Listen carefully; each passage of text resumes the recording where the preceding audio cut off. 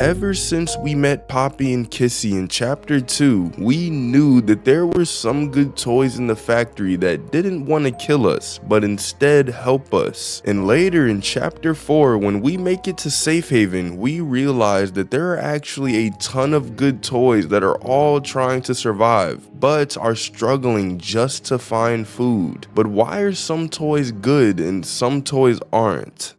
Let's start with why some toys are bad, and we have to first look at the prototype. We know that he was the reason the factory was shut down because of the Hour of Joy, and now he seems to reign over the factory as a god to the toys. We saw in chapter 3 that Catnap literally worshipped the prototype, made a shrine for him, and even gave up his life for him. But why did he do this? What motivated him to follow the prototype if he killed everyone else and eventually him too? Well, Ollie, or the prototype, actually tells us this. In chapter 3, Ollie tells us about the shrine and says that Catnap built it for him because the prototype once saved his life, and so now he worships him like a god. See, before Catnap turned into Catnap, I guess there was some pretty serious accident.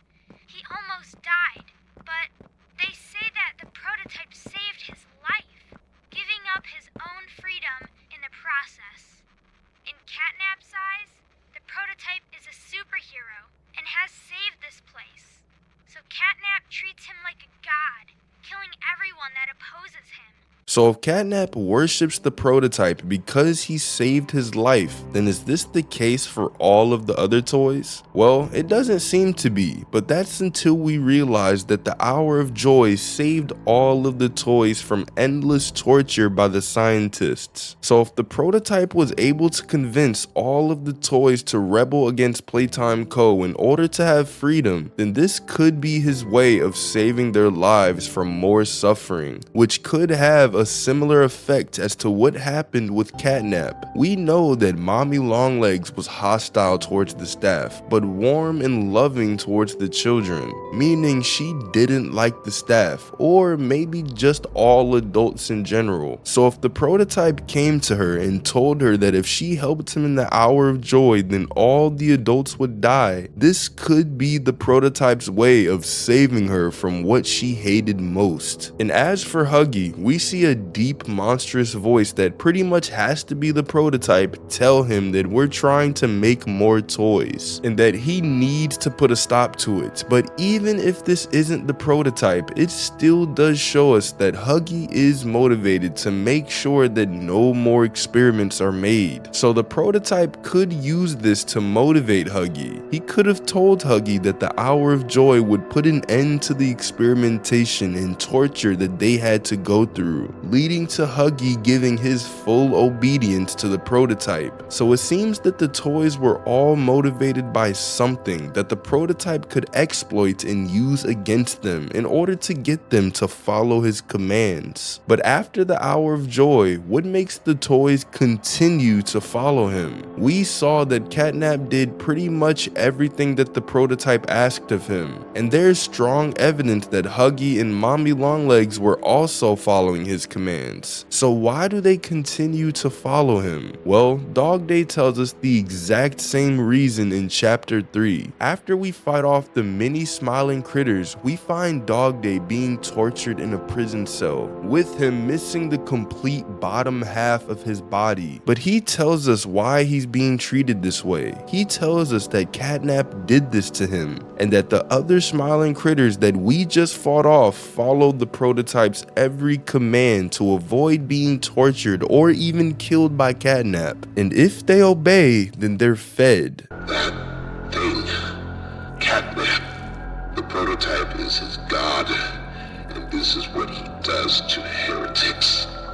These little toys follow Catnap to avoid that very fate, and in return, they are fed which means that the toys could be obeying the prototype because he has access to the food that they need to survive with, meaning they could either die doing what's right or live in obedience to him. And we see this especially well with the safe haven toys, as pretty much all of them are starving, and Doi even tells us that he hasn't eaten in weeks right after killing Pianosaurus. Now that hit the spot. I haven't eaten in weeks. Hiya there, pal. Don't worry, I won't eat you. So it seems to be that the bad toys are motivated by three things: being freed by the prototype, not being tortured, and receiving food in return for their obedience. But what are the good toys motivated by? Well, it seems that they refuse to follow the prototype's command because he's just straight up evil. Although he did technically save the toys from being experimented on for the rest of their lives, he did it by killing everyone in the factory, whether guilty or innocent. We even hear that Poppy was both shocked and angry at the prototype for what happened, because she knew the hour of joy was coming, but not that it would be a total slaughter like it ended up being. I thought we were gonna leave. Leave the factory. Not this. All those people.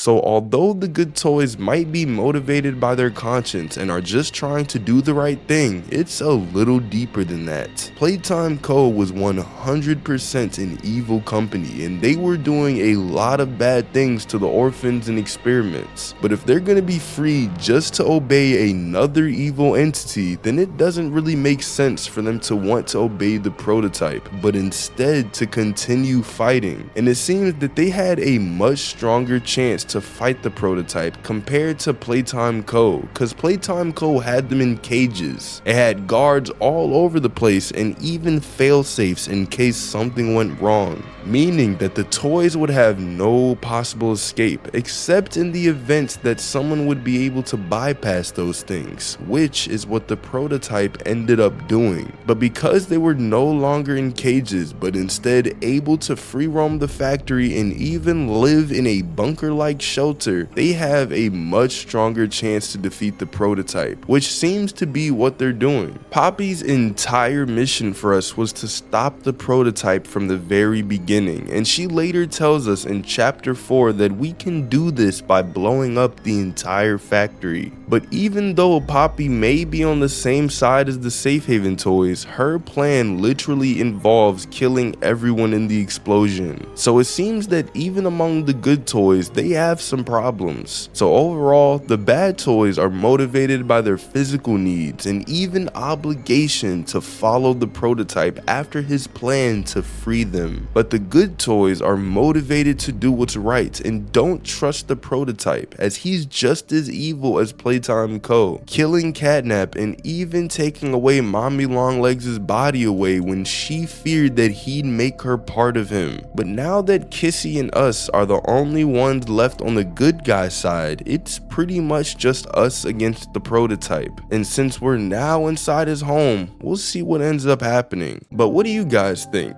Let me know down in the comments. Thanks for watching, subscribe, and click on this video right here.